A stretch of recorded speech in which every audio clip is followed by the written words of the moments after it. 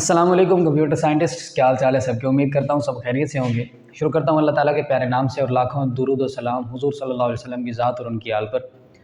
आज जो मैं टॉपिक स्टार्ट करने जा रहा हूँ बहुत ही इंटरेस्टिंग सा टॉपिक है, हिस्ट्री ऑफ द इंटरनेट है। बड़ा ही ज़बरदस्त सा टॉपिक है। इंशाल्लाह इसके अंदर हम ब्रीफली डिस्क्राइब करेंगे कि इंटरनेट कैसे बना, किसने बनाया, कैसे काम करना स्टार्ट किया इसने और किस वजह से बना था। वीडियो को स्टार्ट करने से पहले छोटी सी रिक्वेस्ट है, अगर चैनल पर नए हैं तो चैनल को ज़रूर सब्सक्राइब कीजिए। इंशाल्लाह आपको बड़ा ही इंटरेस्टिंग सा जो है एक्सपीरियंस मिलेगा ICS first year and second year की सीरीज़ के अंदर। तो हिस्ट्री ऑफ द इंटरनेट जो है वो उसने मतलब कैसे इंटरनेट का जन्म हुआ, कैसे इंटरनेट पैदा हुआ और अब तक काम कर रहा है। तो हम बात करेंगे वर्क जो है वो कब से स्टार्ट हुआ। 1960s के अंदर जो कोल्ड वार स्टार्ट थी अमेरिका एंड रशिया के दरमियान, तो अमेरिका चाहता था हमारे जो आर्म्ड फोर्सेस हैं, अभी आर्म्ड फोर्सेस गई हुई हैं, उनके साथ ताल्लुक़ कैसे मतलब उनके साथ राब्ता कैसे किया जाए। क्योंकि अगर पैगाम रसानी का अमल इतना मतलब स्लो हो जाता है, एक आदमी लेकर जाए या रेडियो के साथ, कभी रेडियो के सिग्नल्स जो हैं वो मतलब साथ नहीं दे रहे होते, तो इस तरह की चीज़ें जो है प्रॉब्लम्स को मद्देनज़र रखते हुए उन्होंने कहा कि हम कंप्यूटर्स को क्यों ना इस्तेमाल करें कि हमारा जो है वो पैगाम जो है एक जगह से दूसरी जगह चला जाए। तो अमेरिका ने स्टार्ट के अंदर क्या किया, चार कंप्यूटर्स का एक कनेक्शन जो है वो डेवलप किया। A connection of 4 computers was developed in the beginning as America wanted to communicate with armed forces. America ने चाहा कि हम आर्म्ड फोर्सेस के साथ कनेक्ट हों, मतलब अपना अपने जो मैसेज हैं वो कम्युनिकेट करें। तो इसलिए उन्होंने पहले जो है कंप्यूटर्स जो कनेक्ट किए वो टोटल 4 कंप्यूटर्स थे। तो उसके बाद प्रोजेक्ट जो है वो डारपा DARPA जो है defence advanced research project agency, इसको हैंड ओवर कर दिया गया। The project was handed over to DARPA.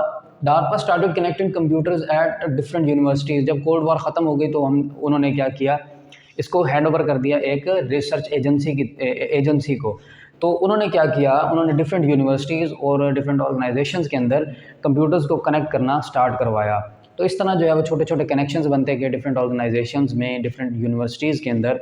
तो यूनिवर्सिटीज़ और ऑर्गेनाइजेशंस के जो बाद में ये मैंने लिखा हुआ, different organisations and universities started the development of their own networks. उन्होंने अपने अपने नेटवर्क जो है वो बनाने स्टार्ट कर दिए to share information between people and their workers.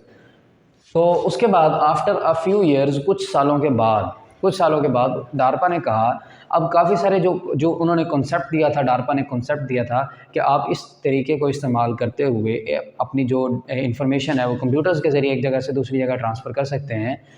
तो उस कॉन्सेप्ट को लेकर चलते हुए डिफरेंट ऑर्गेनाइजेशंस ने उस पर काम किया और अपने अपने नेटवर्क्स बनाए। अपने अपने नेटवर्क्स जब बन गए तो डारपा ने क्या किया, आफ्टर फ्यू इयर्स उन सारे जो कनेक्शंस थे उनको इकट्ठा किया, कनेक्शंस का आपस में कनेक्शन करवाया।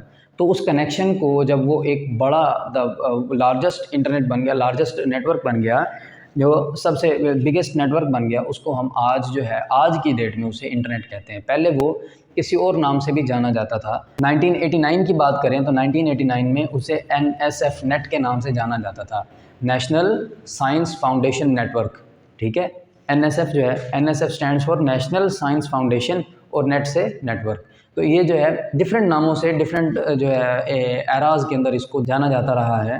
तो कह सकते हैं after a few years DARPA connected all those connections, started the biggest network in the world, now we know that is known as internet, जो आज के दिनों में इंटरनेट के नाम से जाना जाता है। डारपा ने कुछ सालों के बाद क्या किया, उन कनेक्शंस को इकट्ठा करके एक नया नेटवर्क क्रिएट किया, बनाया। उस नेटवर्क को आज के दिनों में हम किस नाम से जानते हैं, इंटरनेट के नाम से जानते हैं, जो कि सबसे बड़ा नेटवर्क है।